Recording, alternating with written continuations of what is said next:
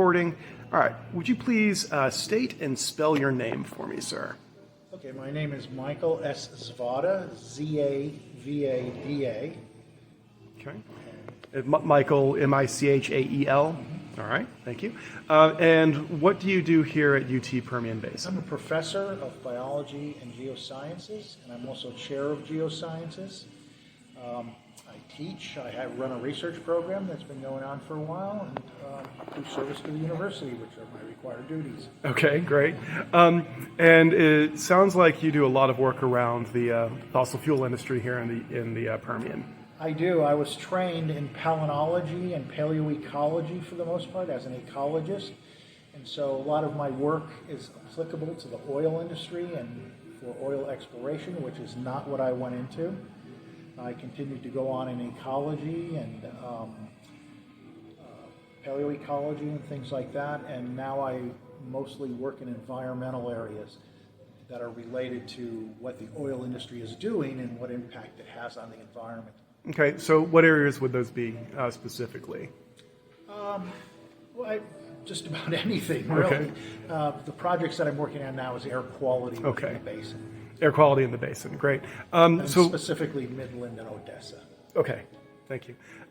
So what, if you could give me kind of a layman's idea, what kind of impacts are you seeing?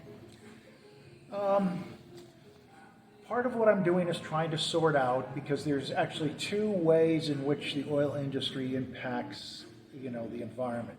The first one is what has been advertised, where the secondary effects of burning fossil fuels, which then go into the atmosphere and raise the amount of CO2 in the atmosphere as a greenhouse gas and so on.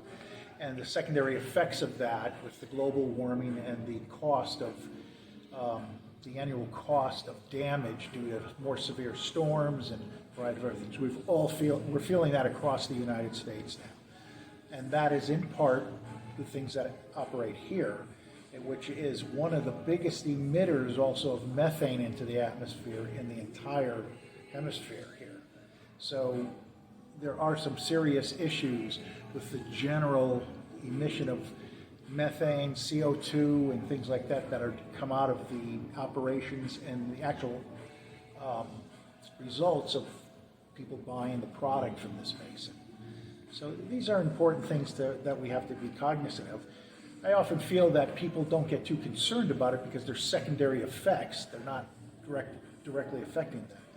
The other thing we're concerned about is the effect of operations within the basin on public health of the surrounding population. You have to remember the basin's the size of the state of Minnesota. And so there's a lot of room here and everything, and there's a lot of facilities. For instance, we have a detector on top of Science and Technology here, and within a 5-mile radius of that station, there's about 233 oil field operations that are going on.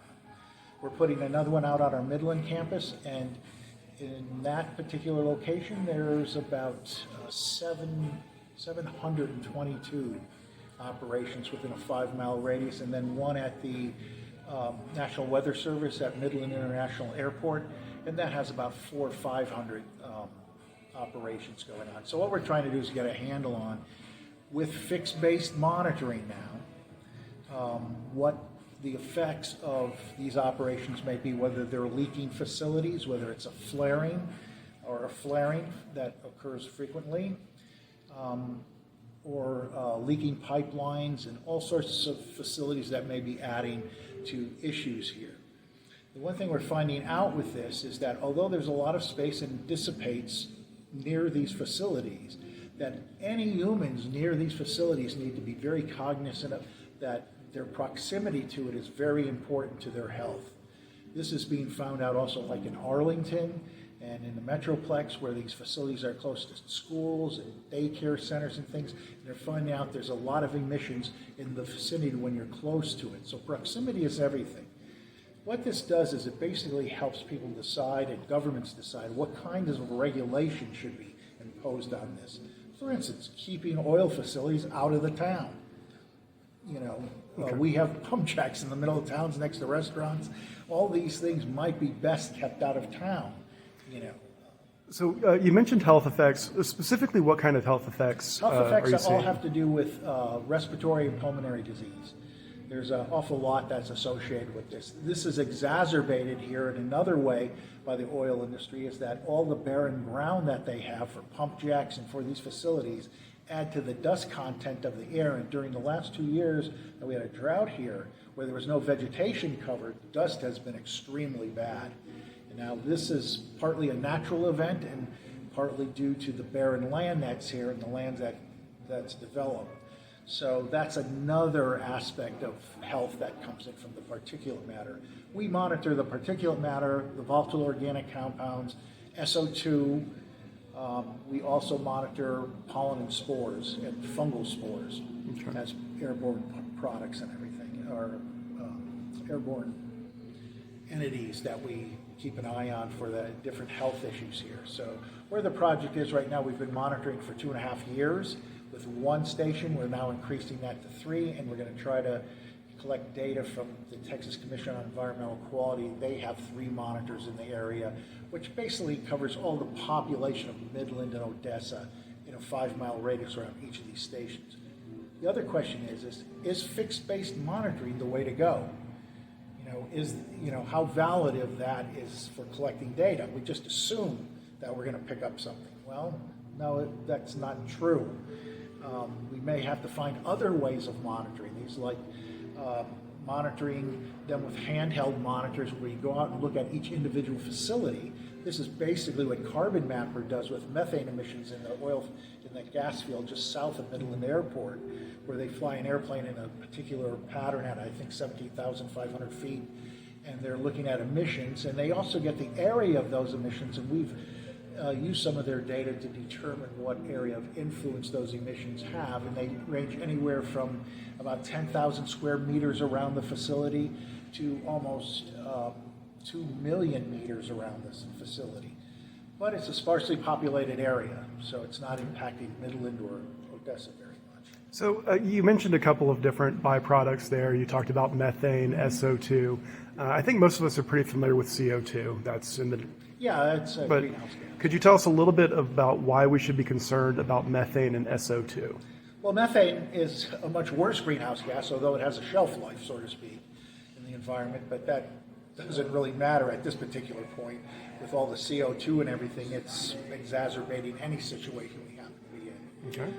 SO2 and H2S, which we can monitor with a handheld monitor, are products from flaring and a variety of other things that are very dangerous. Those are a concern. And even when wells are burning off H2S, which with a flare, we're then getting a component of soot in the air. In fact, this month was particularly bad for soot in the air, not just feldspar dust of dirt that was in the air. We have this soot from these flares and everything that are also present there. Okay. Do we have any idea what the actual impact is on health as far as lifespan, risk of pulmonary respiratory disease increases? Okay, no, we don't. Okay. Okay, and that's part of what we're trying to refine here. Okay.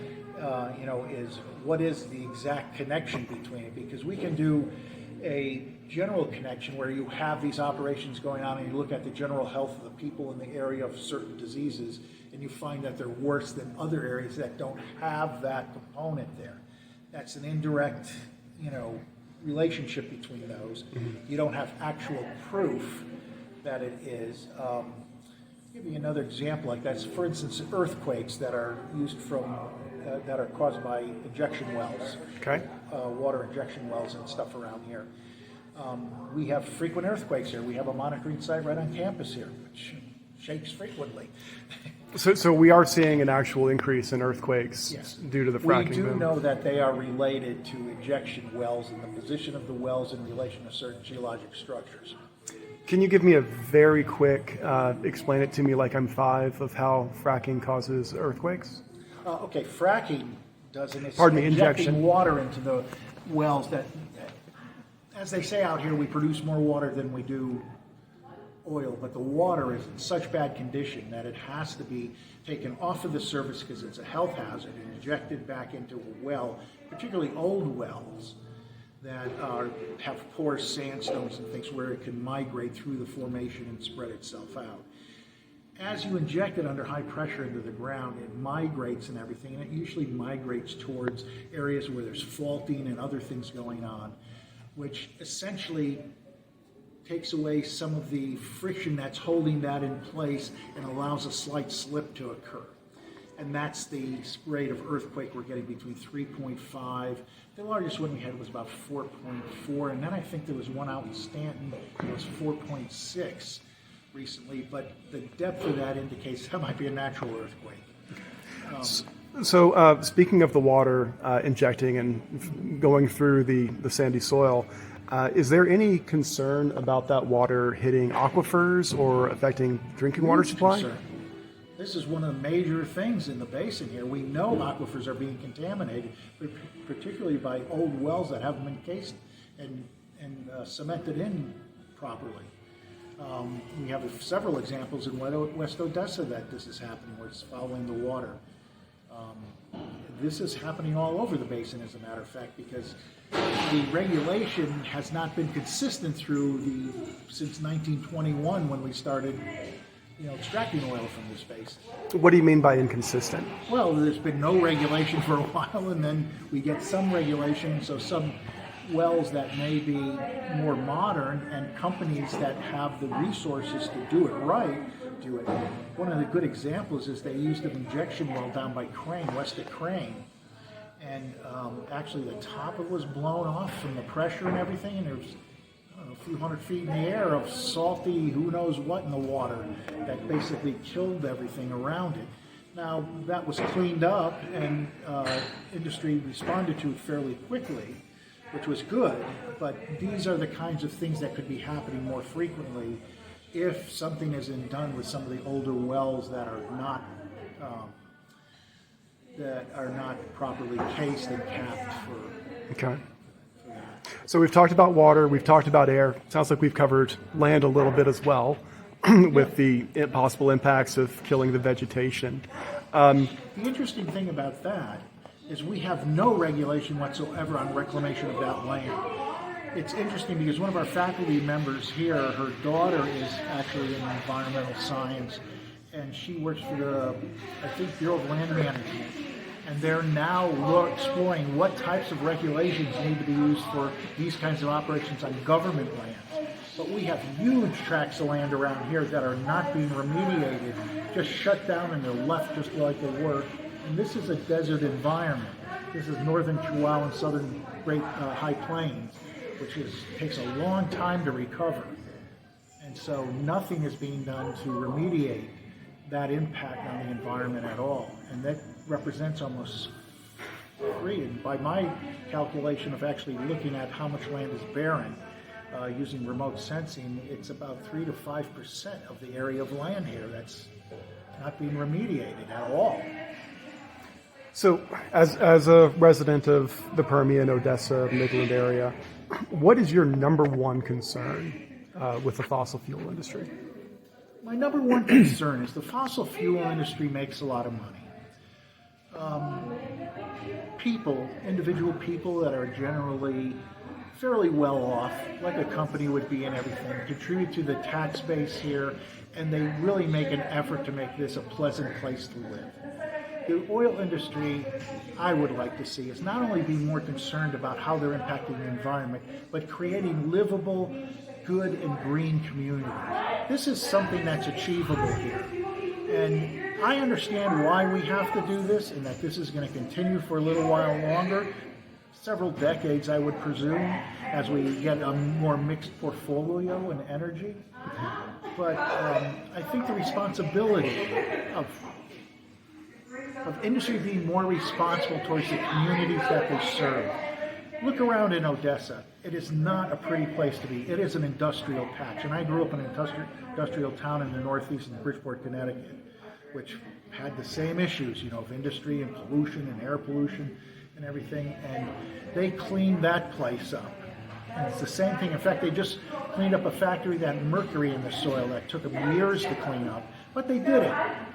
And it's the same thing here. There has to be a follow-up on this, and that's one reason why I'm department chair at Geosciences, is to help expand our environmental aspect of our department, because somebody's going to have to do this. When industry starts to, as other industries start to come in, like solar and turbine, which is coming in a big, big way now. This is perfect for both of those. Right. So, and I feel that eventually it's not going to be regulation that kills oil industry. It's going to be how much money people are making in the other areas. Okay. So if you could change one thing about the industry, wave a magic wand, make it happen, what would be the one change that you would make? Use a little common sense on how much money you actually have to make, and some that can be put back into the communities that you're in. People come out here and executives fly out here in a private jet, and that's fine. I understand they like Houston, Dallas. I do too. I love the city, but they get to leave, and they have to remember that all the other people that work here have to stay here, and that this is important to our lives and everything. Spend a little more money on the communities, and also, stop complaining about the regulations. It's for the health of the people here. They work longer if they're healthier. That's great. Well, it's not great, but you know what I mean. No, it is what it is. Yeah. So, great. So this has been wonderful. What is there anything else that you want people to know who don't think about where their oil comes from, who have never been out here, who have no idea what life is like? What would you tell them? You can have oil and you can enjoy your petroleum and everything, but also know that people live here and everything, and that we also have to regulate it to some degree so people don't get sick, so children don't get sick. There's a lot of things that are impacting this area. And yes, we do have, our health issues are a little more acute than most other areas. Whether it's related to industry, we're going to find out. And when we do, then, if it is, then that's another issue that's going to be on the list of things to take care of. But they need to know that it's okay to do that. For me, paying a little more for gasoline, but getting the extra benefits of a better living environment is well worth it. You're not really looking at all the costs that are involved here until your home gets destroyed in Corpus Christi from a hurricane. That could have been a lot less impactful if things weren't warming up so quickly. As a geologist, and I teach historical geology, the one thing is that, yes, everybody's right, climate has changed continuously in the past. There's nothing unusual about that. But all of the 5 major extinctions that are involved in the demise of organisms always have a component of rapid climate change. Key word being rapid. That we're putting so much into the atmosphere, it's changing too fast. And so adaptations of animals, of us, of the engineering problems we issue. What if a hurricane hits New York and it floods all the subway system where 4.2 million people are moved every day in that system? Now what are we going to do? And now they can't pump it all out. In engineering, it's an engineering problem, but you can't fix that engineering problem in a day or two. Right. Or even a week, or a month, or a year. You're going to have to rethink the whole system.